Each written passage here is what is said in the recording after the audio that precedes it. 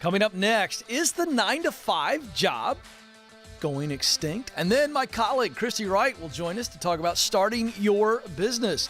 And we take your calls, and it starts right now.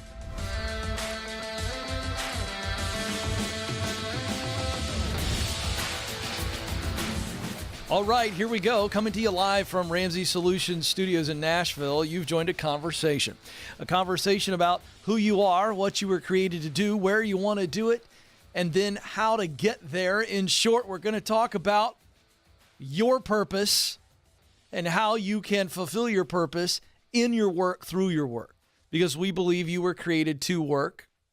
Some of you are going, yeah, it's because your context of work is that. But what if I said you were created to contribute, to make this world a better place? Now all of a sudden that resonates. Okay, Ken, I'm down with that. So we're going to help you figure that out. What is that role that you were created to fill? Because that means you are needed and you must do it. We're going to help you go from paycheck to purpose. Some of you right now are going, Ken, I just need a bigger paycheck to get out of debt and take care of the stuff I got to take care of. Great. I can help you with that. But in doing so, you can also be walking up that mountain to fulfilling your professional purpose towards that dream job. Some of you are going, Ken, I've got the paycheck. I've had the paycheck. I do want to work on purpose. I want to make a difference in this world through my work. I've got a dream. I'm not quite sure how to get there. Well, all of you are welcome. 844-747-2577 is the number. 844-747-2577. Those of you who want to start a business, or you've recently started a business and you're dealing with, how do I start? When do I start? What's the best way to do it? Some of you have started it and you feel like you're alone. My colleague, Christy Wright, joins us. She is the founder of Business Boutique Academy, which is such a great resource. And I'm excited to have her with us. We're going to also take some of your calls. Those of you that want to start something, and those of you that started something, you want to grow it. So that's coming up later in the program. We're just jam-packed today. But first, I've been telling you folks that COVID-19, the pandemic, has forever changed the work landscape. Some ways we still don't know exactly what that's going to look like. But this idea of, do I work from home? Can I still stay at home? Some are going to say, come back in the office. A lot of businesses are going to say, you never have to come back in. What are the trends? Here's some new data. The Economist has a great article out. I'm going to cite some things. New report from Demos. A British think tank says that there is a nowhere office, both virtual and physical. That means employees are going to move from home to a coffee shop to a co-working space. So it's really not an office as much as there's your block of time. I'm going to get to that a little bit later. A recent report by McKinsey, a consultancy, estimated that 20 to 25% of workers in the rich world could work from home 3 to 5 days a week. That's 4 times the amount of people that worked remotely prior to the pandemic. This McKinsey report also finds that employers are planning to downsize their offices by 30%. Not a surprise. With the onslaught of Zoom and the other technologies out there, and because of the pandemic, companies had to adjust to people working from home. So the reality is they're going, hey, not only can we save money on travel, airfare, hotel for people that travel for business, we can actually save money on our physical space. Companies are always going to look to cut costs to help increase profits. A new Microsoft survey found that 41% of workers were considering leaving their job in the next 12 months. I've also talked about that on this program.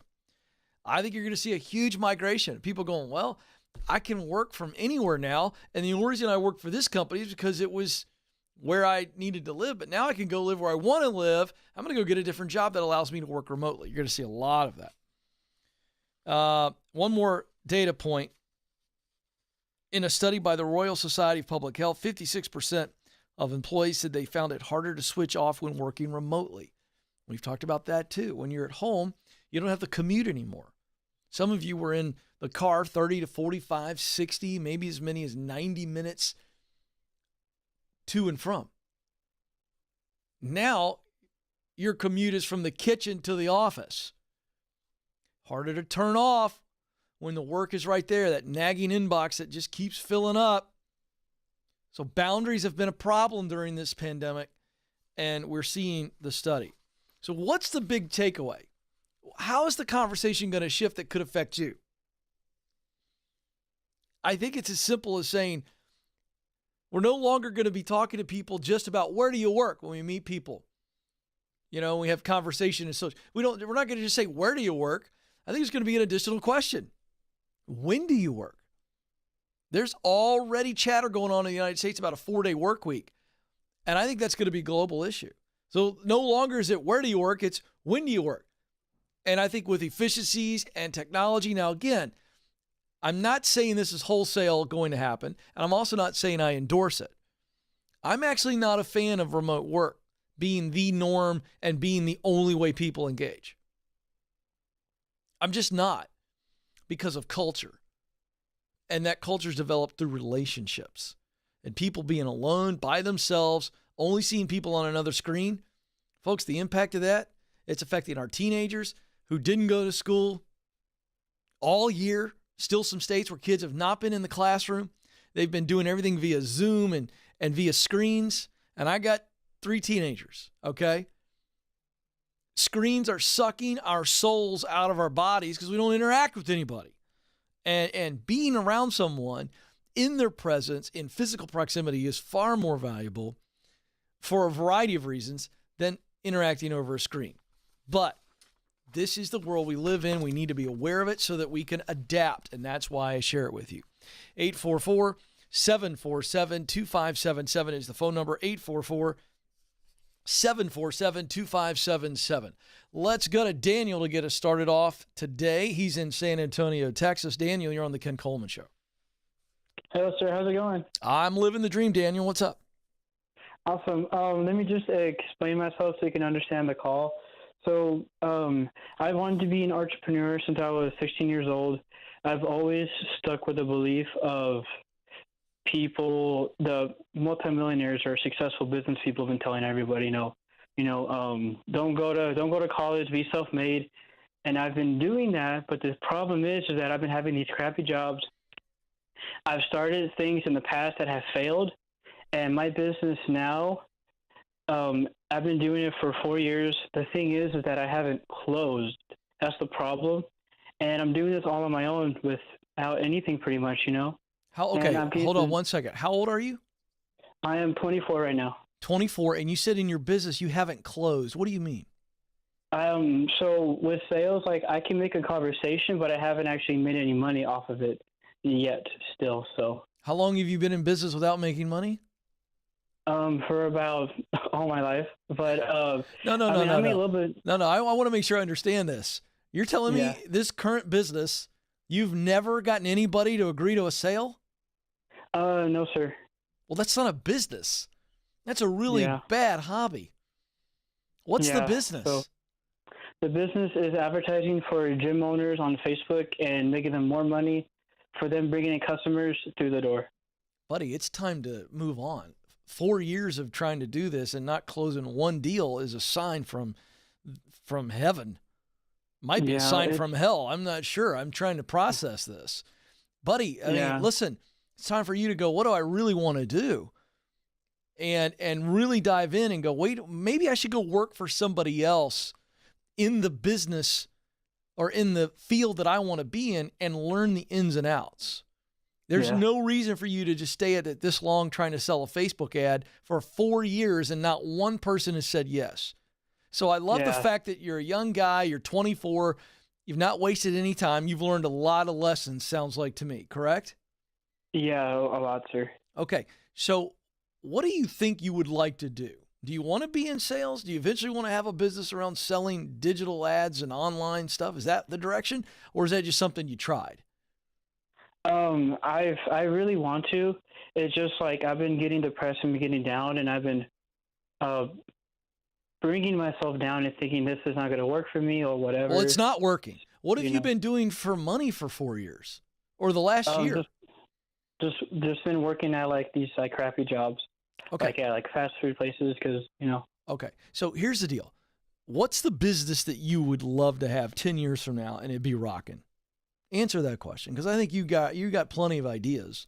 Let's just get really, really long term here. What is the big idea that if you knew you couldn't fail at it, you'd try it? I'll start off with this. So the whole reason that I got into business was because I have actually wanted to do this. I've just been hesitant for different reasons, but this idea I have is to create a comic book store, a movie theater, and a coffee shop together. Okay, so stop. All right, stop. Yeah. So here's what you need to do. You need to go work for a comic book store. You said you've had crappy jobs, so another crappy one's not going to hurt you. You need to go work for somebody that's running a successful comic book store. And oh, by the way, you're not going to make much money doing that, which is fine. So you're going to go work for a coffee shop owner who's really crushing it. See, here's the problem. You don't know how to actually run a business, and at 24, you don't have any capital. And you have no experience, so you need to go learn from somebody who's actually doing it well. And by the way, they're paying you to learn how to do it. I agree you don't need to go to college to be a successful entrepreneur, but you better follow somebody and work for somebody and serve somebody who's actually winning in the business that you want to win in. You don't even know what you don't know. And so I want to encourage you. No more crappy jobs.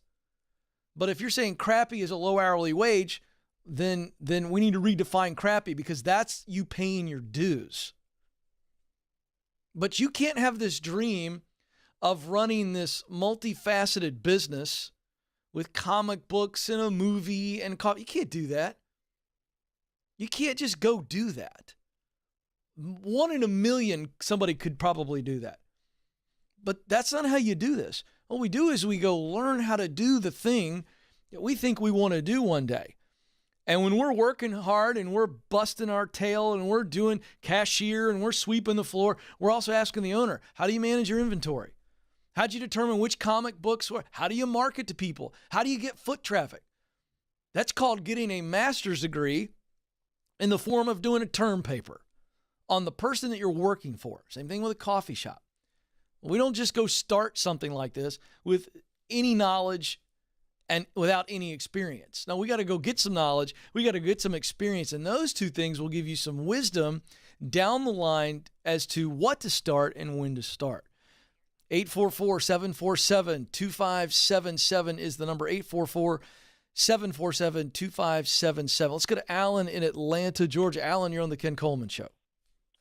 Hey, Ken, how's it going? It's a pleasure to be here. Thank you. You bet. How can I help? Yes, sir. So I got a question for you. All right. So I've been practicing the proximity principle longer than I realized that it was the proximity principle. My ultimate question here today is going to be, I'm going to start backwards. My ultimate question here today is going to be, how do I handle this professionally and respectfully and with the best amount of character? I kind of feel like my character's been attacked a little bit. So my question is, I'm a risk consultant with in the insurance industry, and loving my job. I've worked since 2015 to get here. This is a long-term goal to be at this company doing this job. I'm very excited to be here and just so grateful, and just looking for a growth opportunity. I've been in the role for about 2.5 years. When they hired me, they told me that the specific role I'm doing is a burnout job and to expect to do it for 18 to 24 months, and then opportunities will start coming my way. I've been there 2.5 years. Those opportunities are starting to come up, but then there's an opportunity opened in a kind of a coexisting department where I get to work with bigger clients, bigger accounts, long-term service-based work and that's what I'm passionate about, while what I'm doing right now is very transactional. Okay, great. So what's your question? So this morning I know I'm giving too much detail. I'm nervous. No, you're doing great. But I mean, this sounds really good, but I know there's a but coming, and I want to know what that is.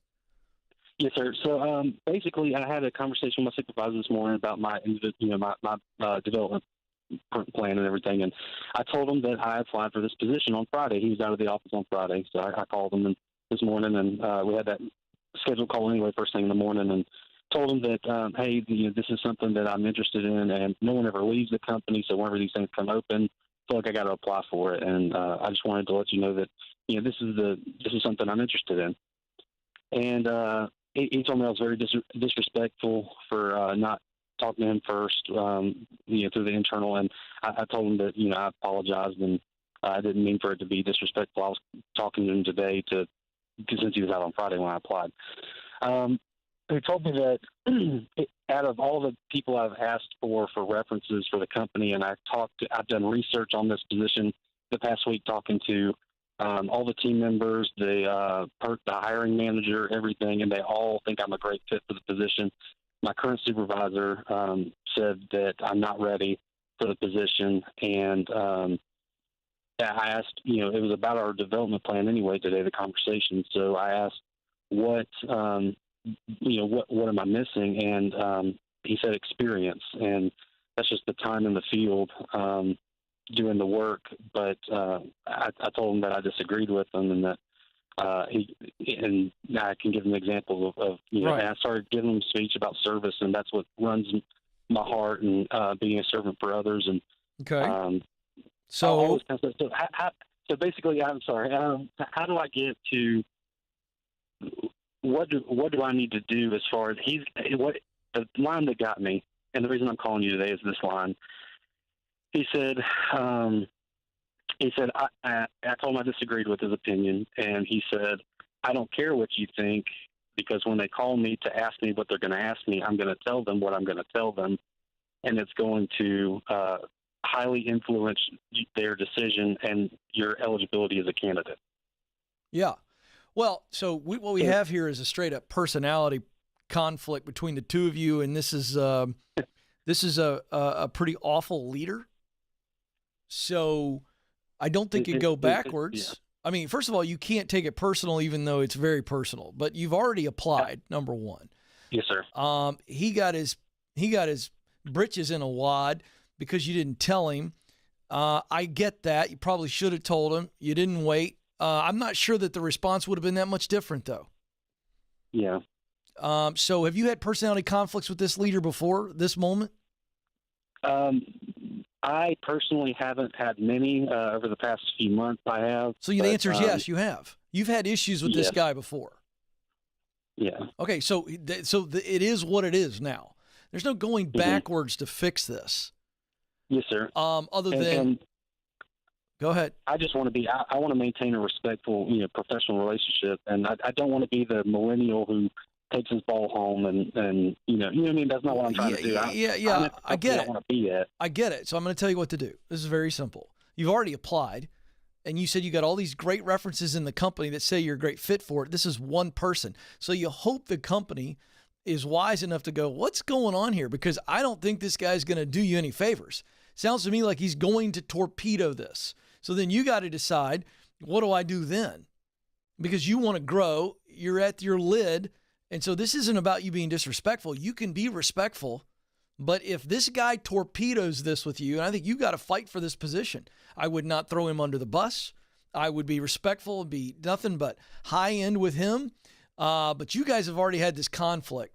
So this is going to come down to whether or not the company believes him or these other people. And I'd go to these other people and I just say, hey, I really, really want this. I've had some conflicts in the past. I'm not going to get into that and throw him under the bus, but I really, really want this position. And so you just gotta hope that all those other things stack up and that you get an interview and that you can do this. But you got to take the high road knowing that your time here may be limited, because if you get turned down for this because this dude who you've already had conflicts with torpedoed you, there's no chance. There's zero chance that you're going to stay there. There's no future on this. Some of you are going, well, wait a second, Ken. What if he really works on that relationship?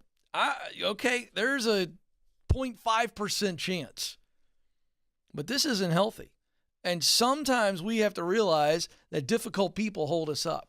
So you have one of two options. You either stay and deal with it and hope that it gets better, but you better put a limit on how long you're willing to stay in this role with this lid on you, with this person being the lid, because it's eventually going to turn into some really nasty resentment.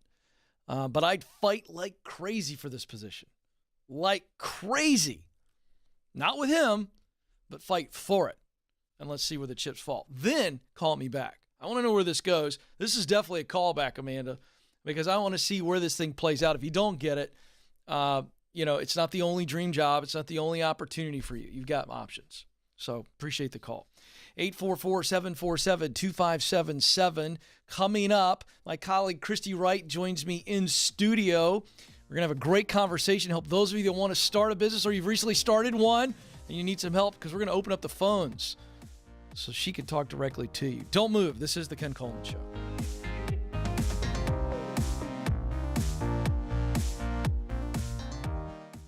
Our world is changing, but so are we.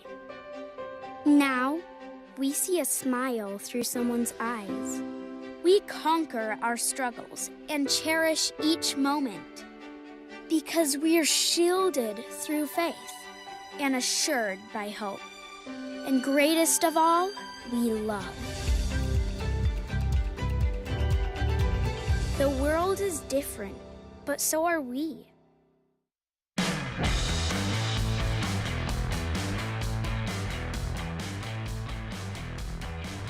All right, welcome back to the Ken Coleman Show, coming to you live from Ramsey Solutions Studios in Nashville. So excited that you've joined us. If you're new to the program, we are helping you figure out what you were born to do and then come up with a plan to get there. And I'm very excited to have my colleague and best-selling author, Christy Wright. She's also the founder of Business Boutique, which is a wildly popular event. Then the Academy, which we're going to talk more about, Business Boutique Academy.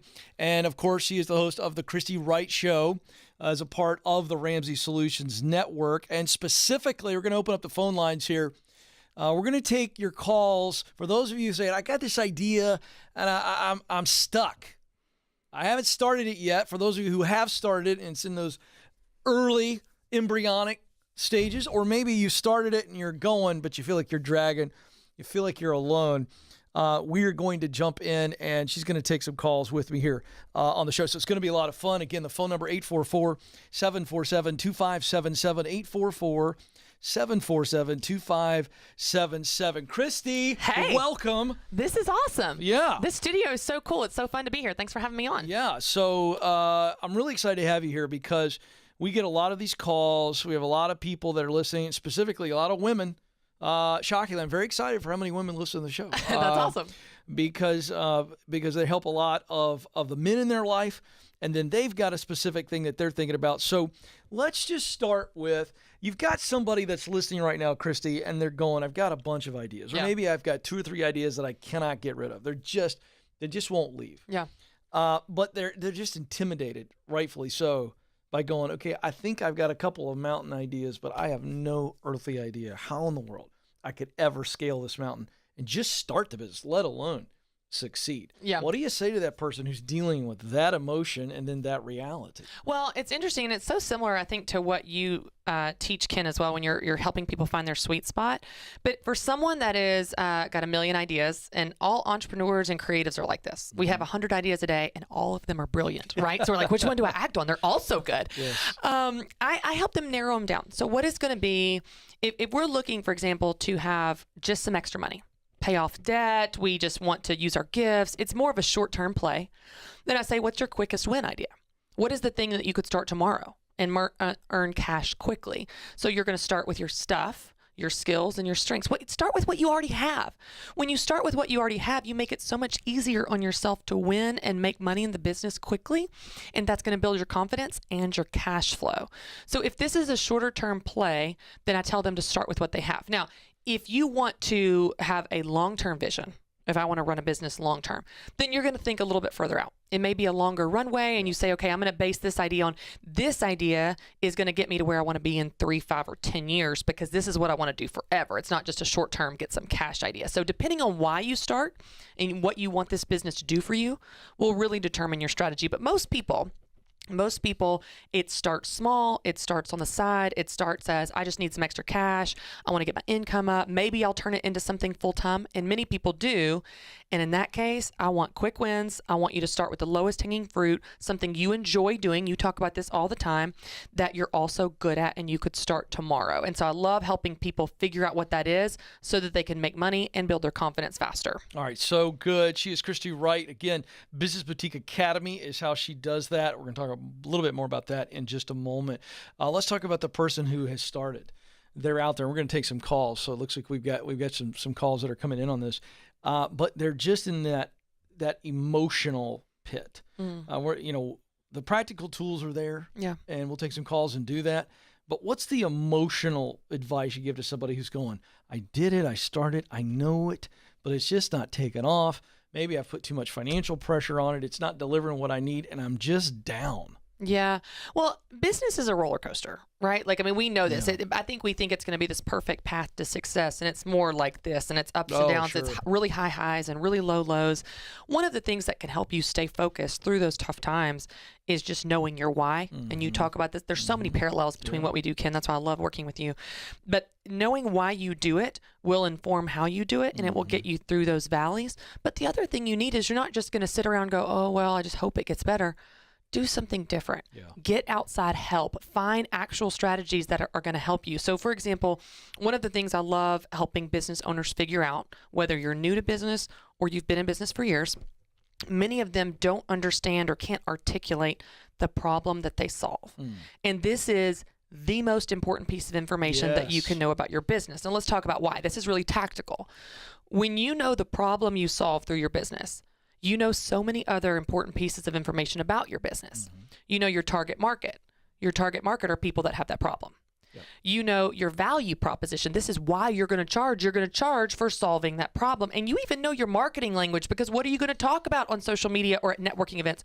You're going to talk about how you solve that problem. So I love helping business people if they're starting out with an idea. It's like, okay, I see your idea. What problem do you solve?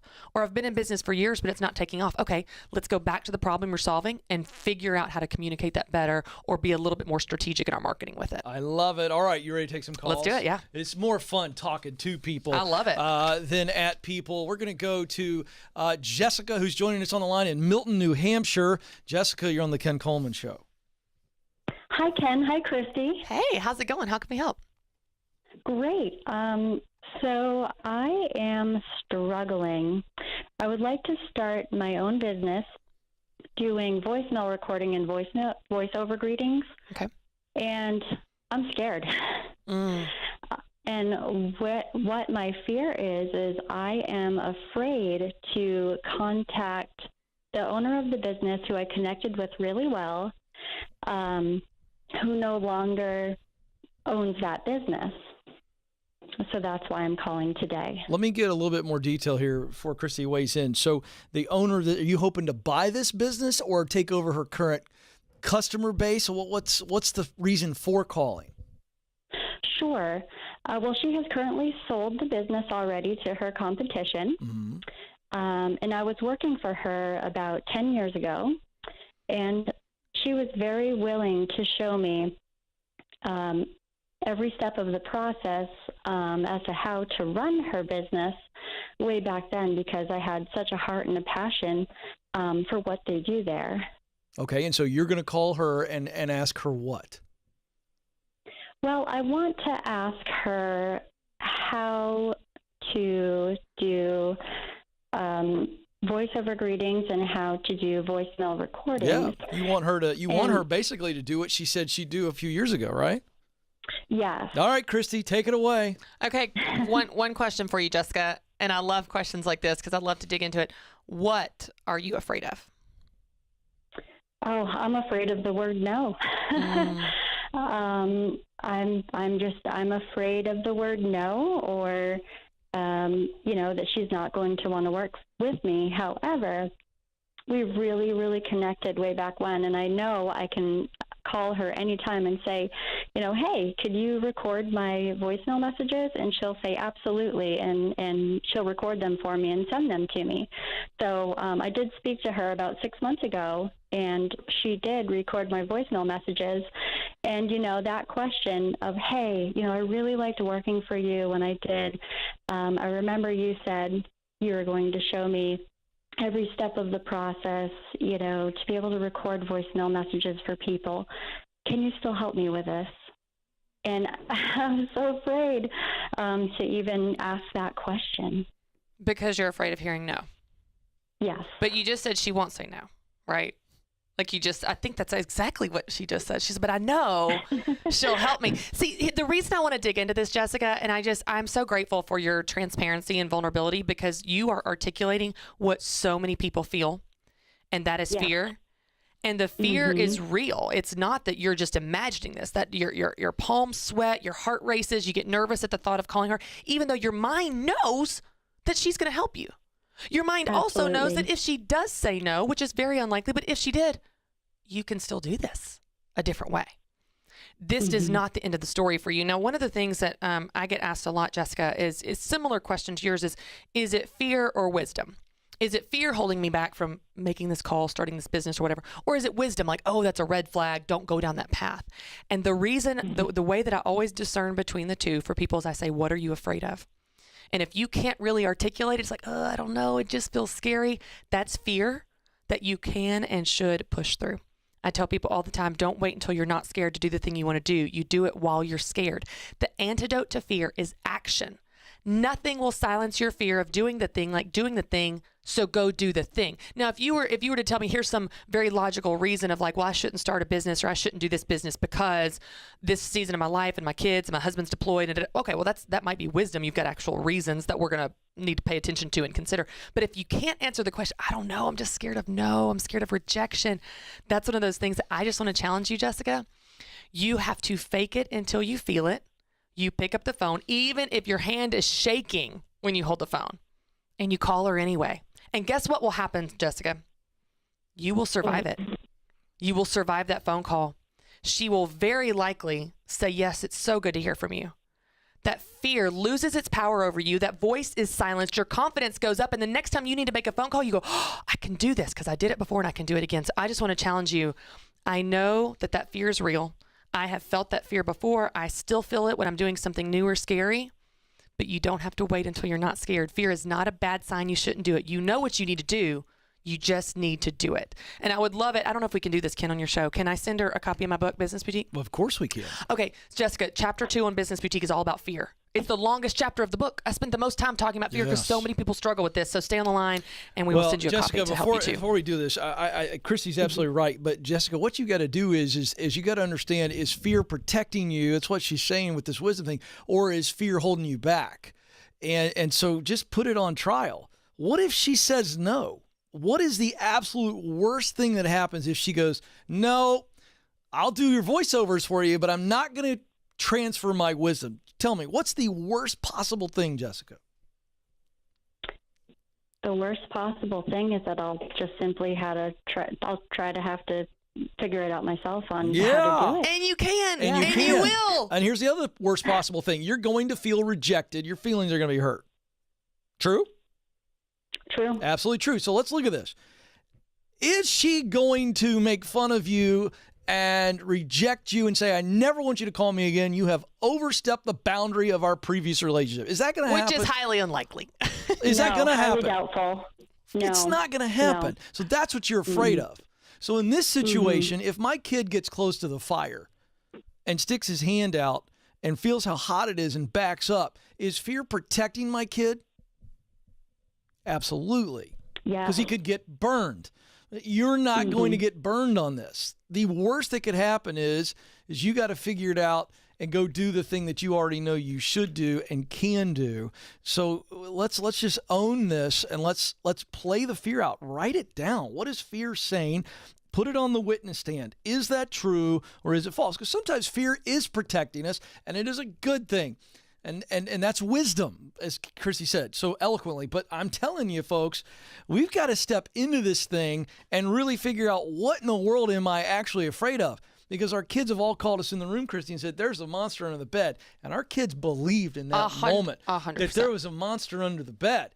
But then when I go underneath the bed and come back out alive, they go, oh, I can now rest. Right. They go to sleep immediately. So that's what we're discussing. We cannot just kind of and deal with our emotions. We've got to actually get some facts in there. Ken, one thing I would add to Jessica's call with this client that I'm confident she's going to do, right, Jessica? I'm confident. Absolutely. Is you could just say that. It's okay. You can just say that. You can say, hey, Sue, or whatever her name is, I'm a little nervous right now. Yeah. We haven't talked in a long time. And I'll be honest, like I wasn't sure how to approach this, but here's what you said and here's what I'd love to do. But if this is out of bounds, let me know. I was nervous to call, but I just wanted to reach out because I really love to do this. Just be honest. Let me tell you something. That right there is vulnerability, Yeah, which is very people love attractive. that. And here's the other thing. To Christy's point, she did tell you she'd do it, so start with that. Hey, a couple years ago you said you'd do it. I don't want to infringe and go with the Christy approach on that. That's going to be beautiful because here's the deal. Now you're taking the elephant in the room. Yes. Which you think is an elephant, and they don't even see the elephant. Just own it. Yeah, that's really good. I love it. 844-747-2577. Now we go to Chicago, where we go to Lisa. Lisa, you're on the Ken Coleman Show. Hi, Ken. Hi, Christy. Hi. What's your question? So I have a 9 to 5, and I want to run a business also. And there's a cafe down the street that's for lease, and I've always loved food. I would love to do something with that. It makes me happy when people get food that, makes them happy. I also know of someone who owns a bakery for the proximity lead-in, and the location is near a commuter train in a kind of cute neighborhood that has other small businesses as well.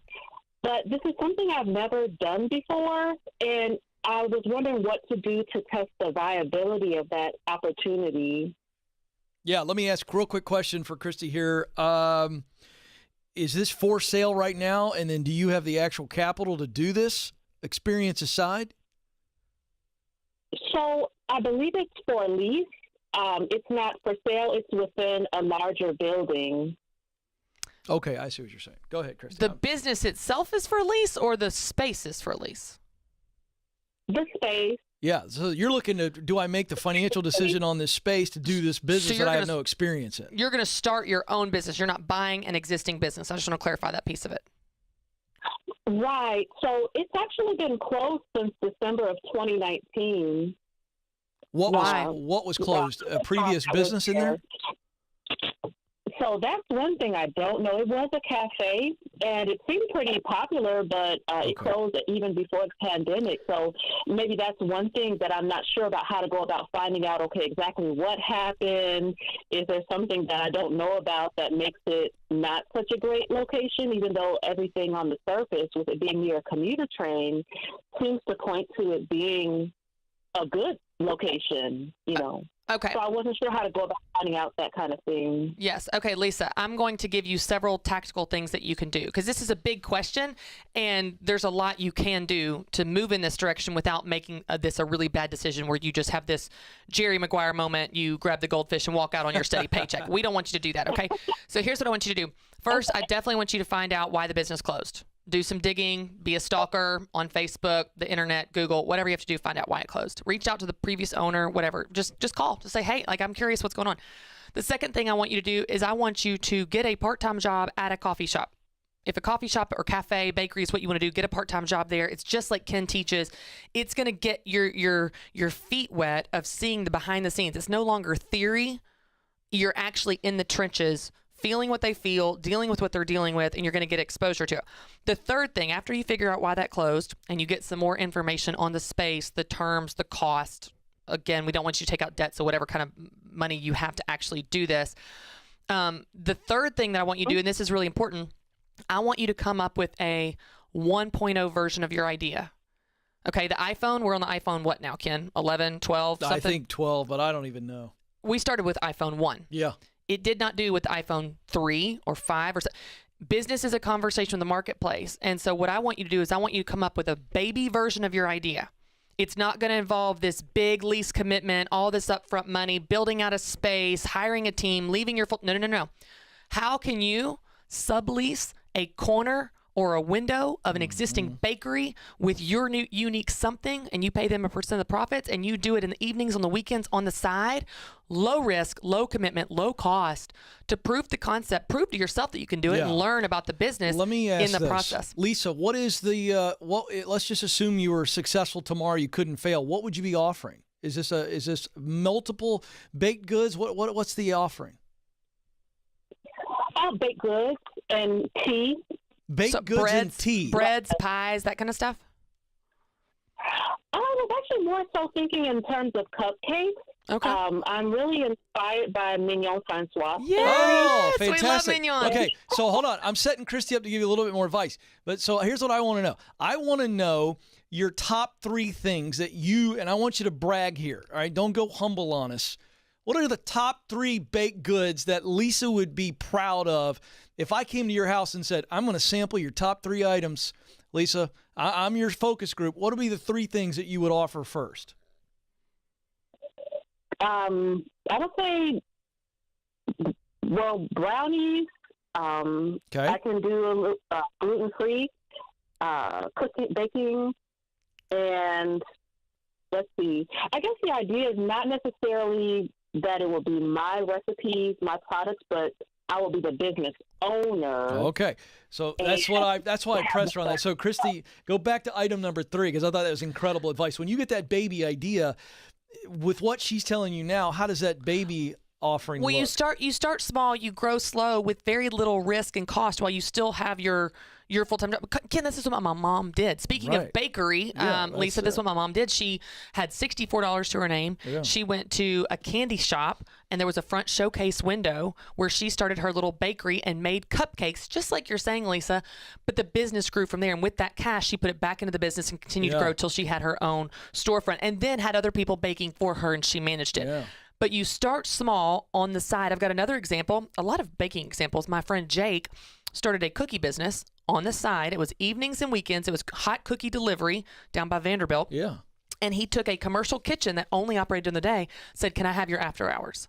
So it's just extra Yeah. income for them. How But many no- cookies? I'm curious. Do you know how many cookies he started with? Varieties is my point. Yes, he did start with about like 3 to 5, very few. I just Very think few, now yeah. I want to know if you agree with it, but that's where I was going. Totally. It's like go with brownies, your favorite cupcake, and one other item. What people tend to do is we want to go with 16 different offerings, and that gets Totally. intimidating. It's like no. Let's get really good at blowing people's minds with brownies. I mean the type of brownie, Christy, that if you put it on top of my head, my tongue would beat my brains out trying to get to it. That is a visual. That's Is a it? real visual. Well, it is, but isn't that what we got to prove first? It is, and I think the interesting thing, and you see this in business all the time, we don't want to take baby steps, Ken. No. We don't want to start with 3 We wanna flavors. be We don't want to impresarios. start on this side and this Yes. small. No, we want to have this giant leap. I'm doing it. I'm Yeah. going for it. And the Jerry Maguire. No. Here's the thing. I want you to own it and have less stress and more control and prove the concept and bring income into the business, but also build your confidence by figuring out what's right along the way. And the best way I could summarize this for you guys is the impressive things in life always start as unimpressive things. So start with a couple flavors on the side in the evenings, subleasing, take a part-time job in a bakery. Yeah. Dave started this business on a card table in his living room. My mom started in a front showcase window with a couple of cupcakes. Start small, Yes. and then you will learn what you need to do next. And the business then will, the income will then, it will grow and pay for itself. Yeah, and just one little thing here. This is way down in the weeds, but with what Chrissy's talking about, you want to get some momentum to keep you in the game.